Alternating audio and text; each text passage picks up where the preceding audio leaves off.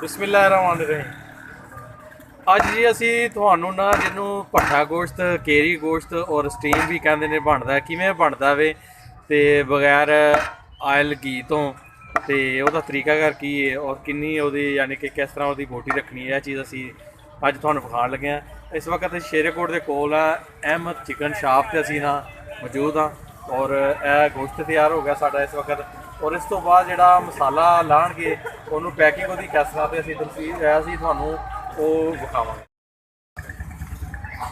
बनाने तो बाद गोश्त असी इनू सफाई करन लगे हैं, सफाई हो रही है जी, चंगे तरीके नाल इनू साफ करन लगे ने।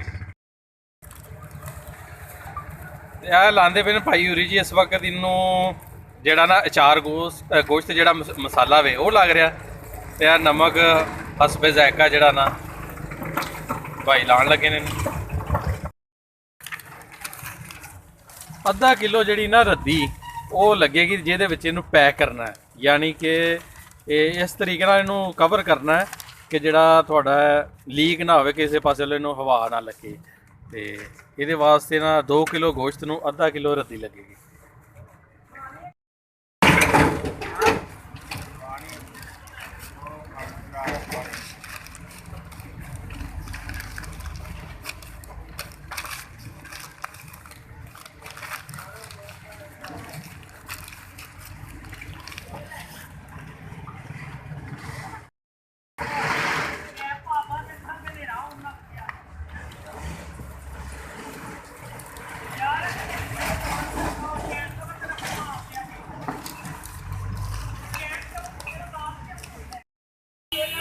पानी का इस्तेमाल भी करना ताकि अखबार जी ना सड़े ना।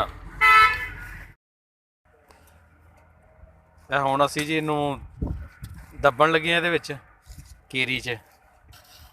ते देखो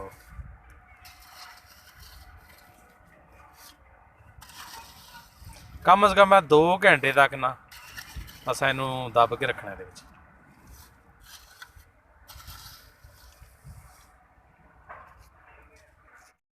जी 2 घंटे तो बाद असी हुण कढ़ रहे हैं।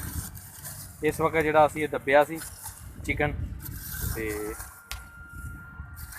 एक होर मैं गल तुहानू सारे दोस्तों भाइयों दस देवां, यह चिकन का टाइम दस रहा मैं तुहानू, मटन का टाइम नहीं मैं दस रहा, दूसरी चीज़ा यानी कि फिश का टाइम नहीं दस रहा। हुण इस तो बाद इनू असी ओपन करांगे फिर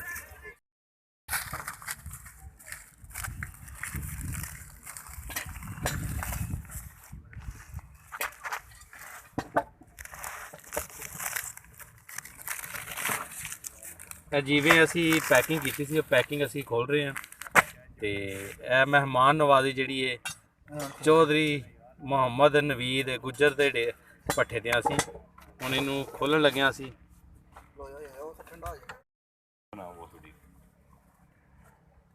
क्या बात है, माशाअल्लाह माशाअल्लाह, देखो जी कितना सोहना बनया जी।